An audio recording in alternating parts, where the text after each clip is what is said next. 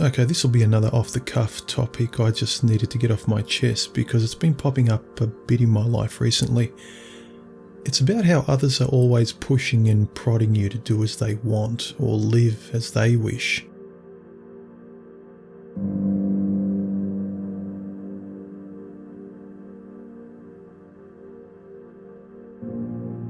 You know what it's like, from parents to girlfriends to anyone. People telling you what to do, not suggesting or offering a calm or constructive advice. No, but quick to tell you what you ought to do, despite your reluctance or rationally differing opinion. They arrogantly push and then question the next time they see you why you haven't taken their sage advice by now. When are you going to get rid of that old thing and buy a new? Whatever. Or, you know, you really should. Blah, blah, blah. Are you still playing football? When are you going to give it up? You aren't young anymore. Or, you still aren't married? Or, you still don't want kids? Or, you still living on your own and playing with your artistic stuff? Or, are you still playing video games? Oh, human, when are you going to grow up and change? But you notice however old we all get, you'll never fucking ever hear them say, are you still chasing women? What, you still have a woman in your life? Oh, human, when are you going to grow up? You're not 18 anymore. When are you going to let those horny young pursuits go and become an adult? Interesting, isn't it? How we are never encouraged to outgrow our, frankly, destructive and juvenile habits towards women. Heck, that's what many men who have chosen to go their own way are rationally advocating on many channels. Not necessarily me, but as a cost-benefit analysis, which is quite rational, of living a comfortable life. But you know, funnily enough, due to the many legal dangers posed to a man today in marriage and the fact that older women my age can't even have kids, practically speaking, growing up and moving on from the modern female, particularly women past middle age, seems like pretty rational advice to me. But this condescending smugness of others nagging you in general for you to change because they say so, even though you're quite content and not harming anyone. They want you to be a button that they press, a dog that fetches. Fetch? Why won't you fetch when I tell you to? I'm that dog looking up at the person who's just thrown the stick or ball, yawning or just lying in his spot content. But it's hard to do to stay content when your self-proclaimed masters or mistresses constantly come up and figuratively keep smacking you at the back of the head while you're just trying to relax in your own life and keep repeating, "Fetch!" This concept of pushing people for more. I've talked about this in a previous video of mine, fairly extensively actually. The video is called More, link below, where women particularly tend to keep wanting and complaining for more. Translation, never satisfied and nagging for bigger, better, or whatever, just fucking more of whatever it is they're complaining about or for. In all seriousness, I don't experience any of my male friends pushing me to change or for me to do or get more into my life. They might ask or inquire, but never get stuck on a subject like women in my life tend to. They don't nag me. Like for instance, if I say I might go and hike in Spain next year, as happened last year, and then next year comes, that is now, this year, and she asks me, weren't you going to do it this year? And I say, yeah, well, I might go next year, I'll see how I feel, I didn't get around to it. But she gets frustrated. You said that last year. Oh God, what's stopping you? Just go. As she rolls her eyes disapprovingly, letting you know that she's ridiculing you for not going. Bad boy. And I know that the reaction is partly due to her finding travel attractive and wanting to go herself if they were in my shoes, but newsflash ladies, your desires aren't the world's desires. Let it go. But the fact that they're so agitated at me because I'm casually just pushing back their desires of travel in my life, because it's simply not as important to me as it is to them, is pretty annoying to me when I'm hit over the head with it constantly. I'm sure women don't like it when they're told to lose weight or get married or have kids. Look, I know it's hard, ladies, but try, really try to understand that there is an entire planet of individuals and autonomous people that exist outside of your Borg self. I'm not there pushing you to do the things I find ultimately meaningful for me. I'm not nagging you to create art or write or compose music or jog or exercise or whatever. No, leave people alone, let them be themselves. Have some respectful tact. A few of you comment sometimes saying, just avoid these people in your life, human. And I do. I consciously do. I don't even have these extremes in my personal circle.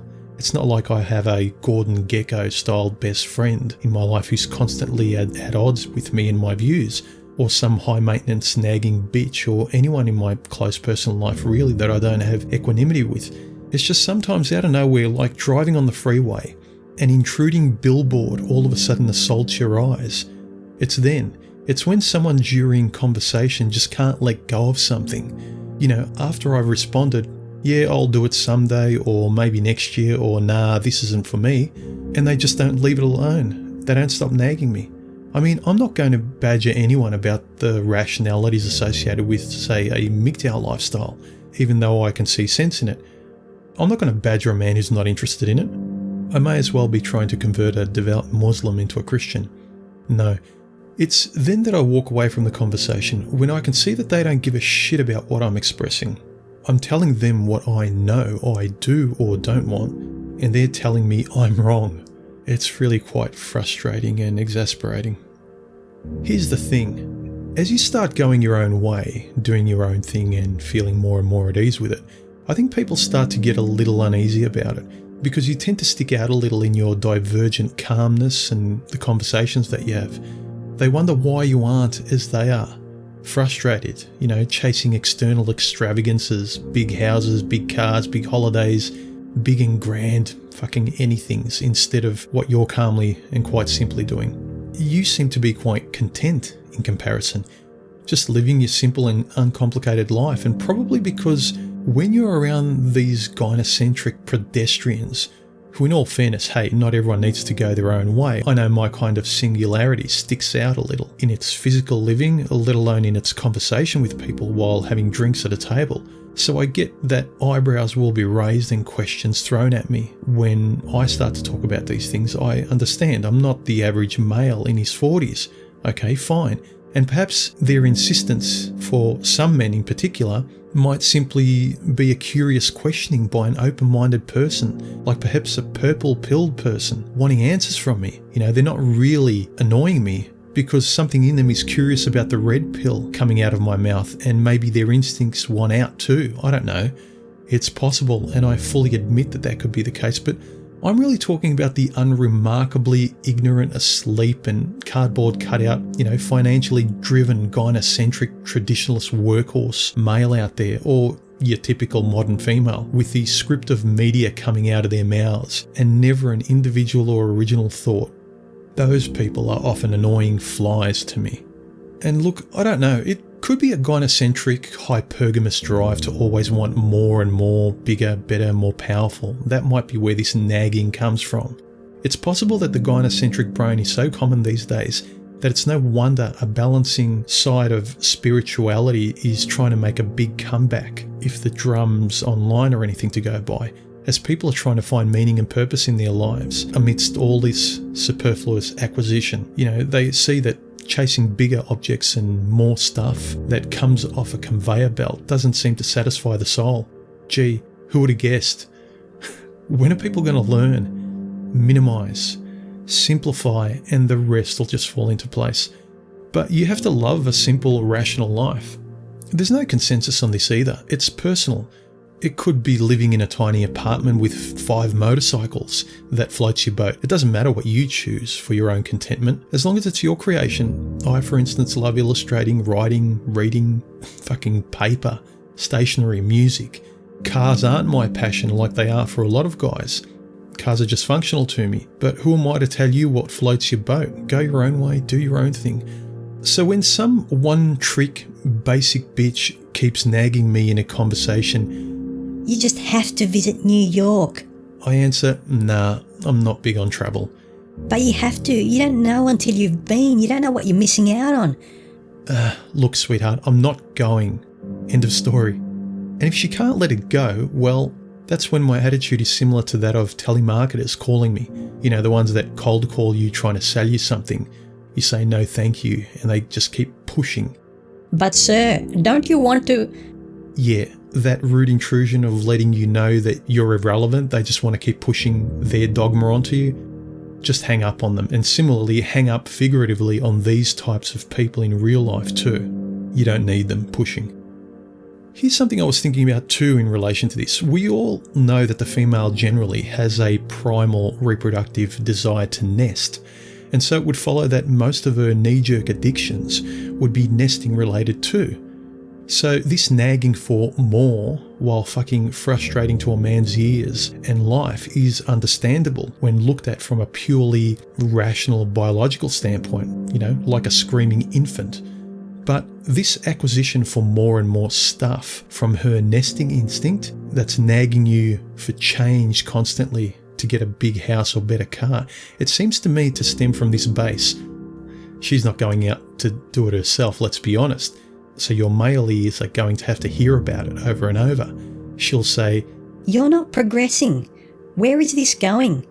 as a threat to move and work and do as she demands, annoyed that you are consuming replacements of the old with the superficially new as she would like, which to me says a lot about many females' desire to try and turn her own wasted biological clock back, you know, turn back time, by the poor substitute of continually making herself appear new through fashion and shopping, forever trying to stay reproductively young, freezing that biological clock through shopping and renewing external fashion. Well, not for me. That's not my game, girls. I like the comfortable, unforced, natural progression of my life. I don't mind aging, and it has very little to do with stuff. Whether it's other people's nagging, shaming, or pushing to fetch what they're asking you to fetch, for them under the guise of it being good for you, or in many relationships. This is for us. No, realise you're being conned. You're being pressured or cornered into doing it for another. Listen to your own desires. Your life matters. You're not a dog. Now this is the important part. Listen to this salient point if nothing else, gentlemen. It is not things that need to be renewed, nor places in far and away lands that need to be revisited, where we think we'll find ourselves somehow. These things shouldn't need constant renewing to keep our heads above water. I'd contend it's the eyes and the mind of the experiencer, that is you, that needs to be refreshed, woken up and renewed. Not new things and places. Refresh your mind. Reaffirm who you are, here, now. Protect your equilibrium, gentlemen, and go your own way. Later. Please share, like, comment, subscribe, and don't forget to hit the bell icon once you've subscribed to be notified of my next video. And feel free to donate too. It helps keep me creating and I really appreciate it. Cheers.